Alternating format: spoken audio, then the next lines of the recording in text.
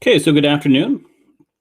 Taking a quick look over tomorrow's Branford Planning and Zoning meeting. If there's anything, which 365 East Main?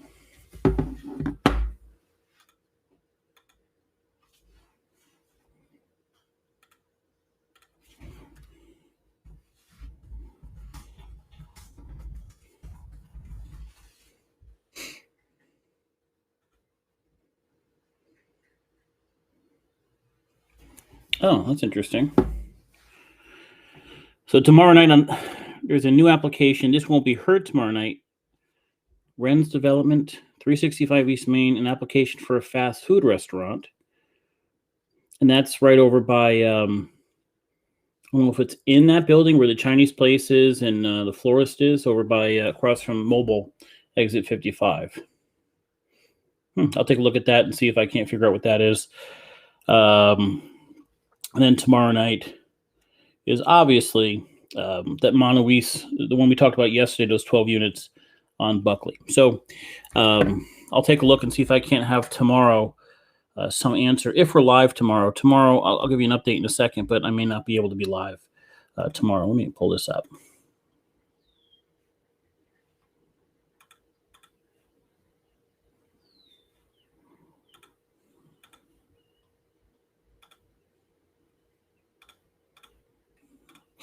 Okay, so good afternoon. I hope everybody is well. We'll take a quick look at the market. I did not do a great job trading today, but I seem to make back my losses later in the day. Viacom is down, and that's pretty much it. So every day there seems to be a new high in the market, which is a good thing. At some point, though, things that go up come down. And so the only question that we're waiting for is when will that happen?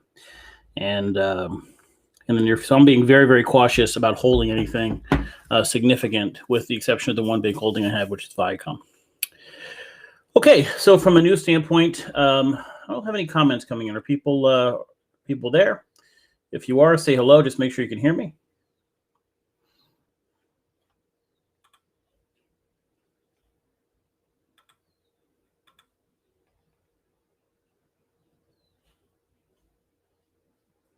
Something's not right.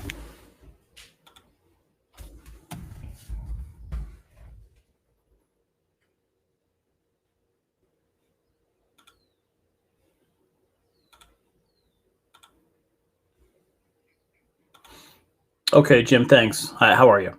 Yeah, I don't know why I'm getting Marie, how are you? Good to see you.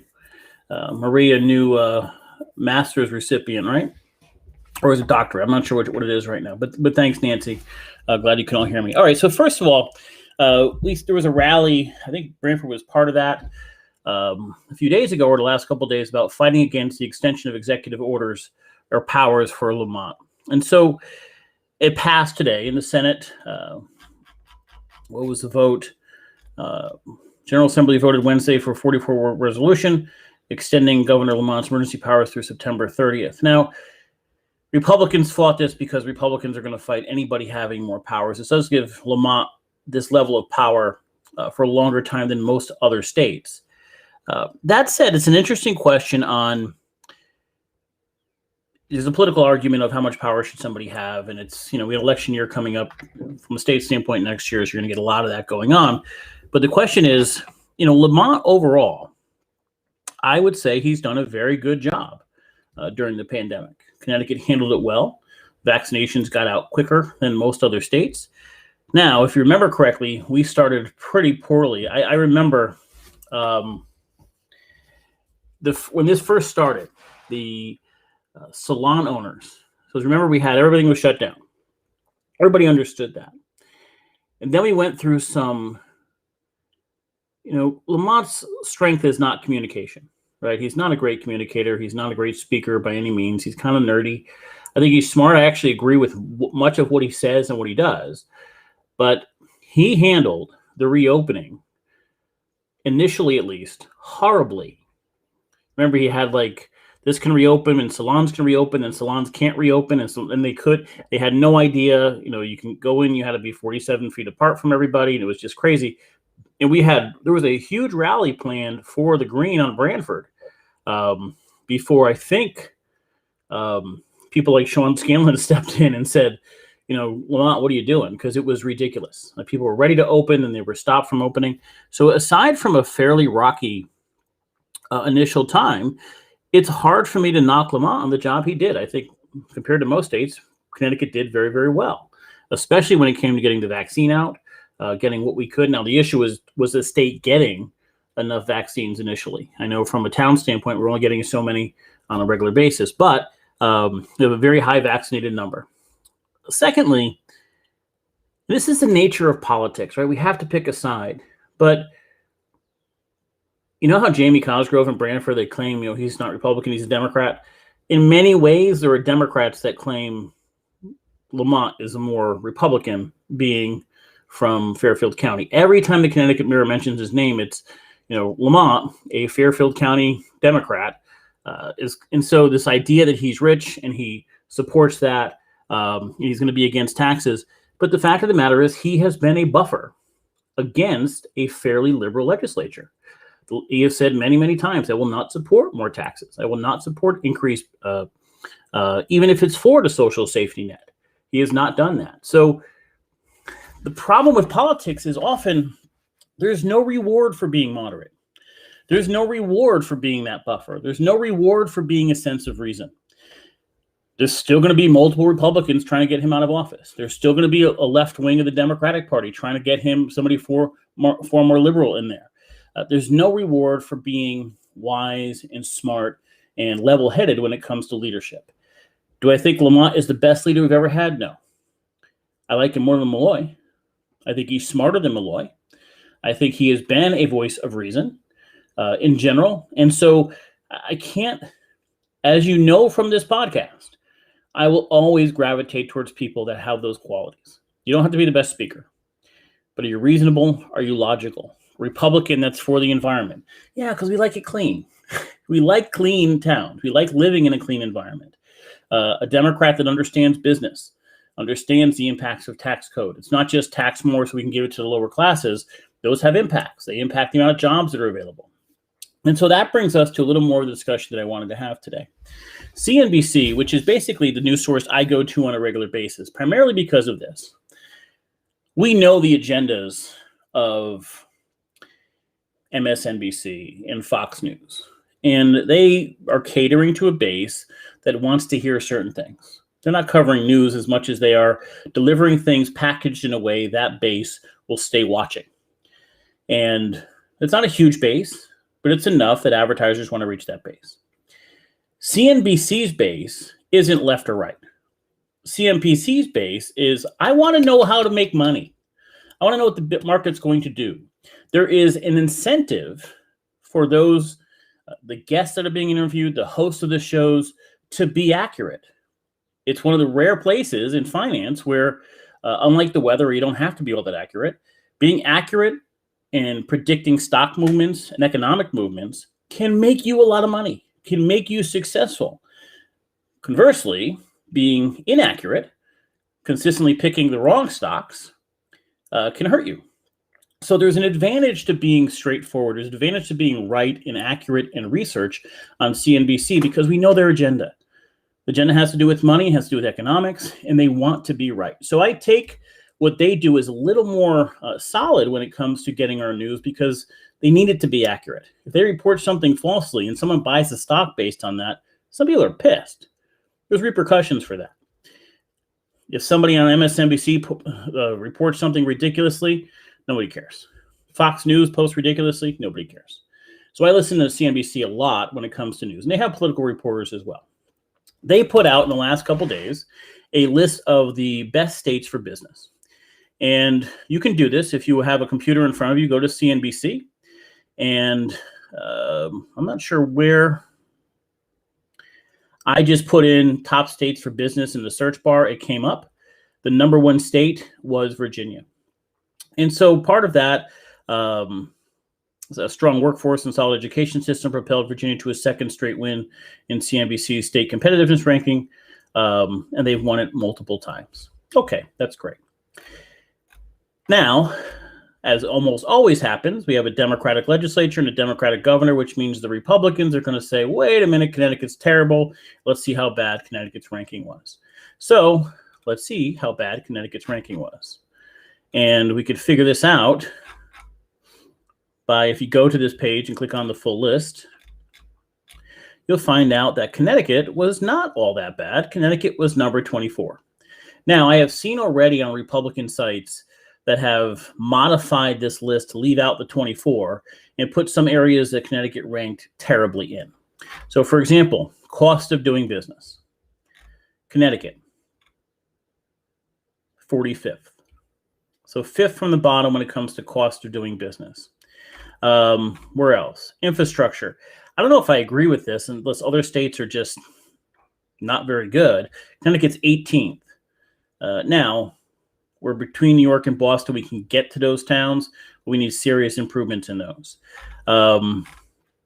They added a new category this year called Life, Health, and Inclusion, which is basically overall quality of life and diversity efforts to include minorities. They're 24. So right in the middle on that, we didn't get a high ranking.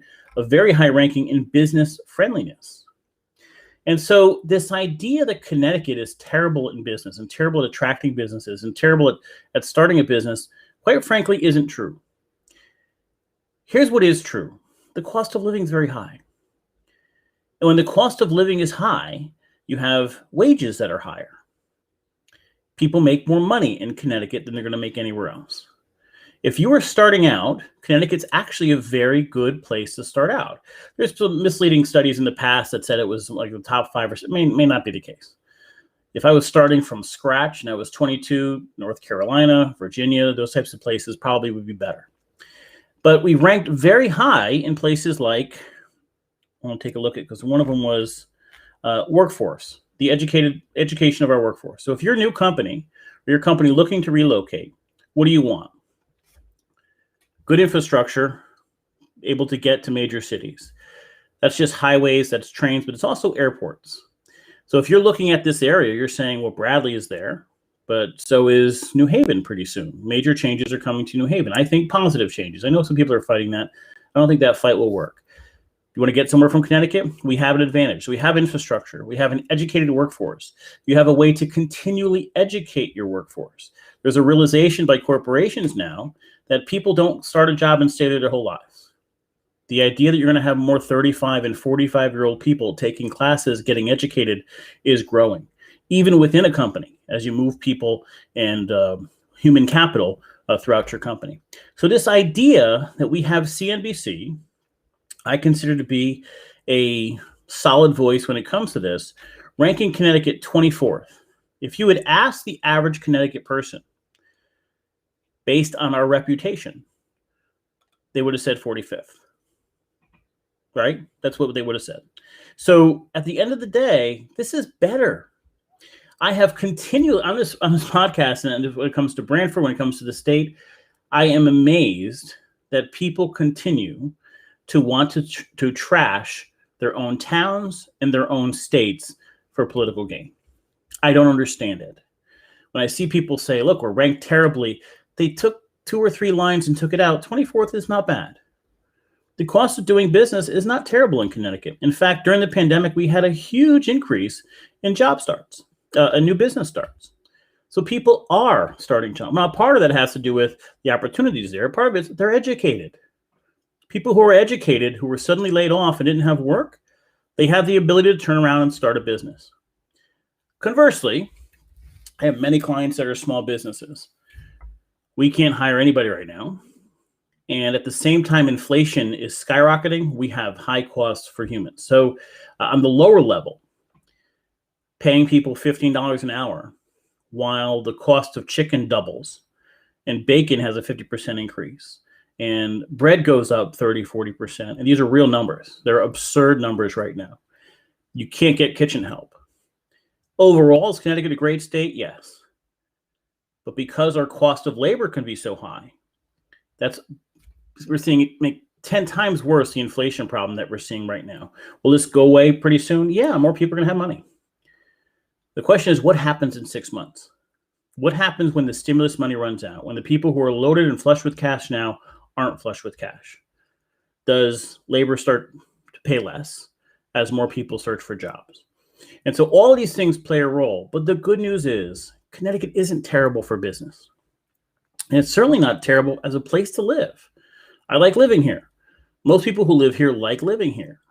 Since the beginning of time, people have retired and gone to Arizona or Florida. That's not some new phenomenon. It's not some new thing that people are doing. It's been happening forever. We all have grandparents that did that.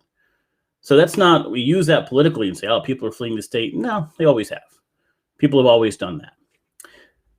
Justin, don't forget about lumber. Lumber has made a huge reversal, however. It was extremely high. It has dropped off. The problem isn't just lumber. And I was talking to an electrician the other day, is right now lumber costs have come back down. You can build the frame of a house. The cost of material of everything else is skyrocketing. Try getting garage doors right now. Getting hardware. Anything that's coming from China, you can't get. Get the wires to put electrical in a house. It's absurd. Not only can't you get it, and it's ridiculously cost prohibitive, it takes months to come in. So building a house right now, because of two things. One, the demand is through the roof. People have money. And two, the shutdown, companies not getting back on. That China trade war stuff is in there as well. A lot of stuff came from China that's not coming here. Justin, East Haven have fought the expansion of that for years. Yeah, the plan, from what I see, and I'll have to have Sean Scanlon come on, the plan looks good.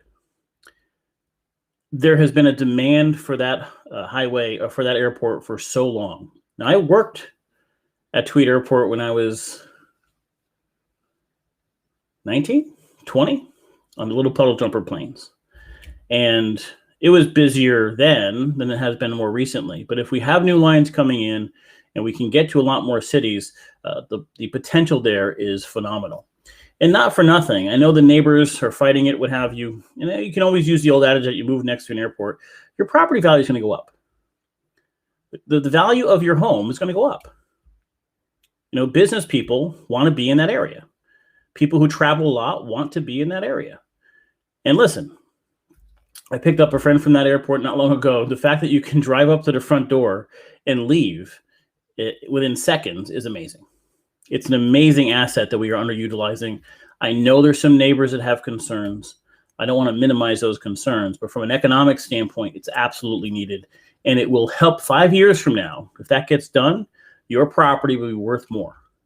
There will be people who want to buy your property because it's near that airport. No question about it. Kathy, we had an improvement due to 5G in the way they calculated it.